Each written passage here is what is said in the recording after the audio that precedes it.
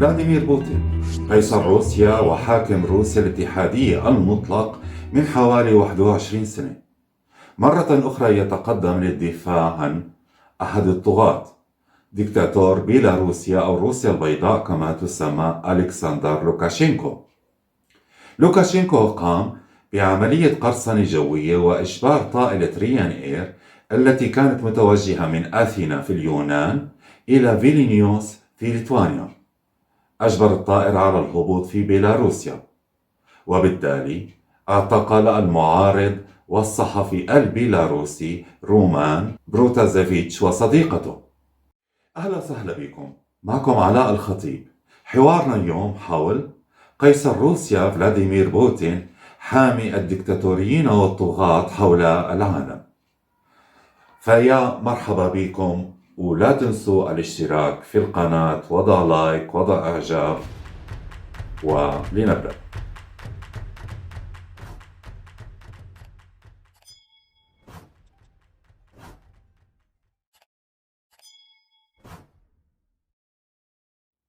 من هو ألكسندر لوكاشينكو؟ هو دكتاتور بيلاروسيا والحاكم المطلق للبلد منذ عام 1994، حاكم مطلق الصلاحيات مع نظام بوليسي قمعي وفق الطريقة السوفيتية القديمة، والبلد طبعا في حالة اقتصادية سيئة مثل معظم بلدان أوروبا الشرقية، بالإضافة إلى القمع والضغط على الحريات وحرية الإعلام. لنأخذ فكرة عن لوكاشينكو ممكن نذكر حادثتين. في 16 مارس آذار 2020، ومع اجتياح كورونا للعالم والكوارث اللي سببتها حول العالم وإلى الآن، خرج لوكاشينكو إلى شعبه ليقول لهم إن كورونا هي مجرد ذهان وهستيريا عقلية، وقال إن تشغيل الجرارات يعني تراكتورات والذهاب إلى الساونا وشرب الفودكا يوميا كافي لمكافحة فيروس كورونا. ولكنه استدرك وقال: لا أنصح بشرب الفودكا أثناء العمل. هذا كان هو الحل اللي قدمه لوكاشينكو لمواطني بيلاروسيا لمواجهة كورونا، وبيلاروسيا الآن فيها واحد من أعلى معدلات الإصابة في أوروبا الشرقية. طبعا هذا سيذكر الجميع بما قاله ترامب حول استخدام المطهرات وحقنها في الجسد لمكافحة فيروس كورونا، لكن سنعود لترامب لاحقا.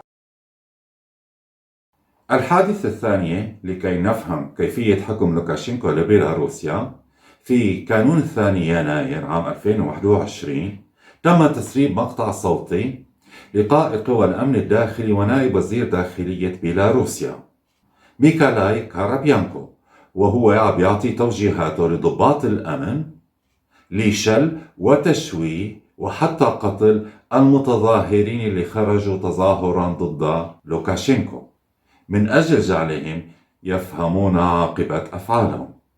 هذا هو لوكاشينكو بمثالين واضحين. إنها ليست المرة الأولى التي يتقدم فيها بوتين لدعم ديكتاتور طاغية في بلد ما، فلبوتين سجل حافل في دعم الطغاة والديكتاتوريين حول العالم. ففي الشرق الأوسط بوتين وقف بحسم داعما لنظام بشار الأسد ديكتاتور سوريا وطاغيتها، وبسبب الدعم الروسي وخاصة العسكري استطاع نظام بشار الأسد قتل مئات آلاف السوريين وتشريد الملايين داخل وخارج سوريا في أكبر جريمة ضد الإنسانية يقوم بها حاكم دولة ضد شعبه.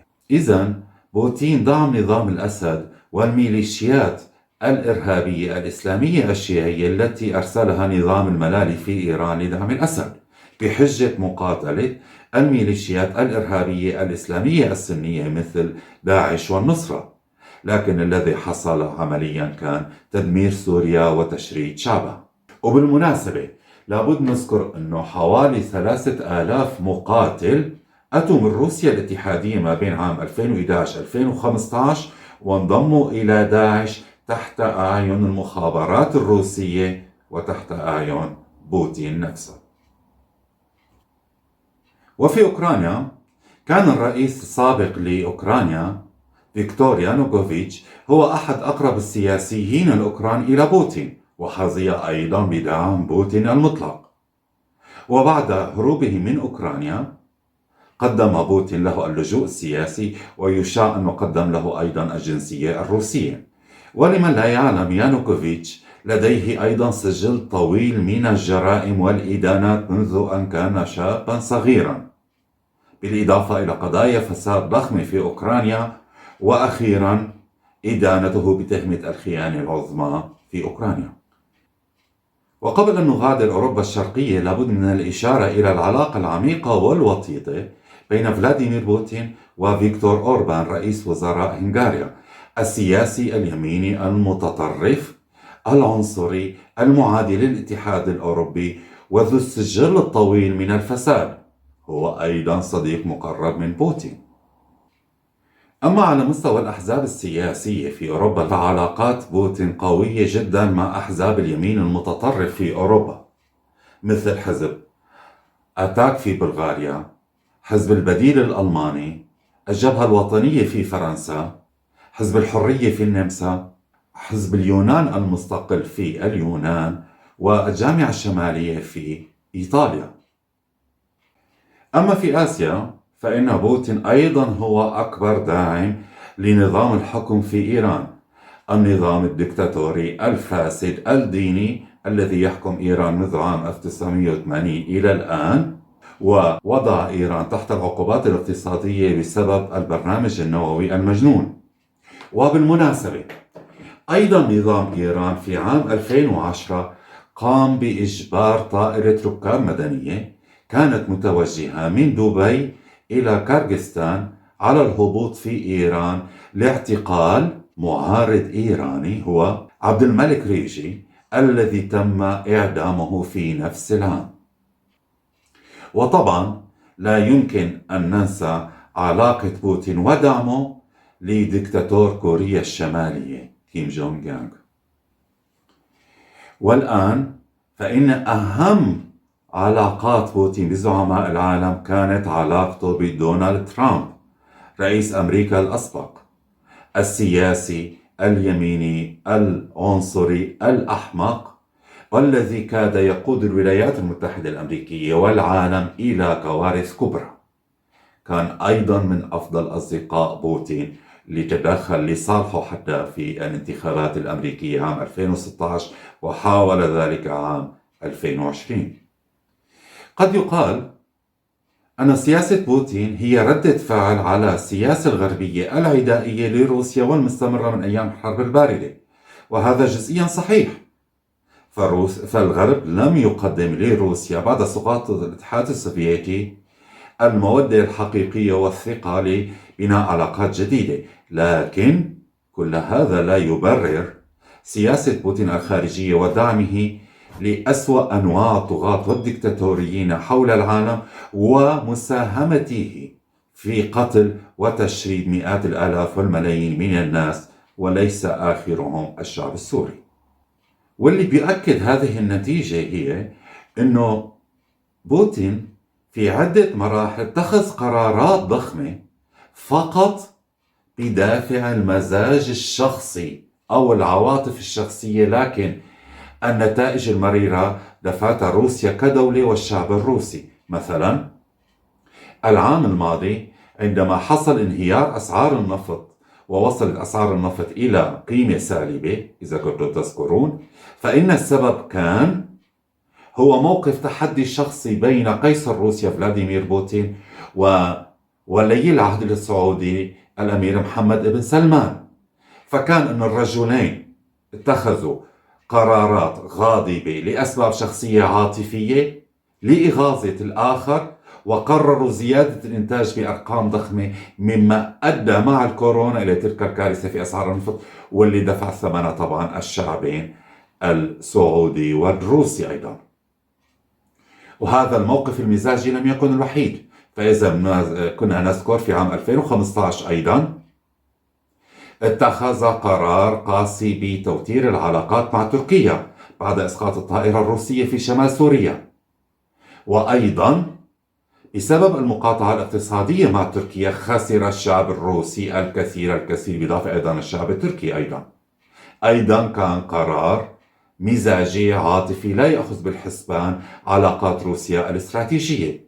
فبوتين ليس دائما ملتزم بالمصلحة الاستراتيجية الأمنية العليا لروسيا كدولة أو كشعب. والآن عودة إلى الطائرة التي خطفها لوكاشينكو في بيلاروسيا، لابد من التذكير بحادثة منسية، وهي إسقاط طائرة الخطوط الماليزية MH17 عام 2014 بصاروخ صنع في روسيا وأطلق من الأراضي التي تسيطر عليها روسيا في أوكرانيا، مما أدى إلى مقتل 198 شخص كانوا على متن هذه الطائرة، من بيناتهم 80 طفل. ولم يتم أي اتخاذ أي إجراء عقابي لما حصل في ذلك الوقت، رغم أن معظم الركاب كانوا غربيين، إلا أن السياسة الغربية لم ترى أنه من مصلحتها تصعيد موضوع تدمير طائرة مدنية بحادث هجوم إرهابي. وإلى الآن طبعا لا يقبل بوتين الاعتراف بمسؤوليته عن ذلك الحادث ولا الاعتذار عنه.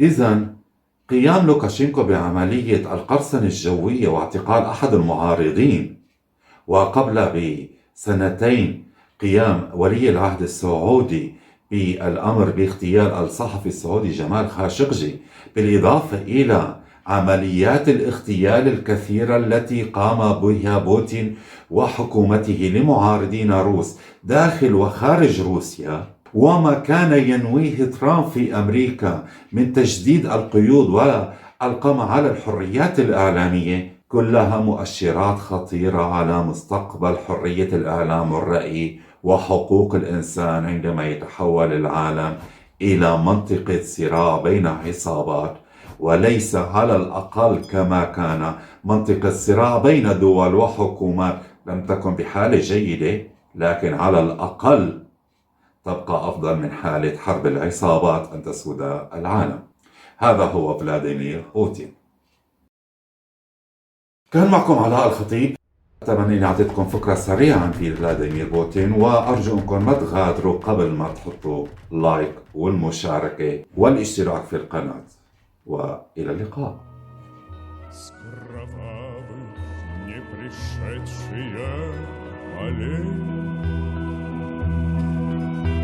Не в землю нашу полегли когда-то, а превратились в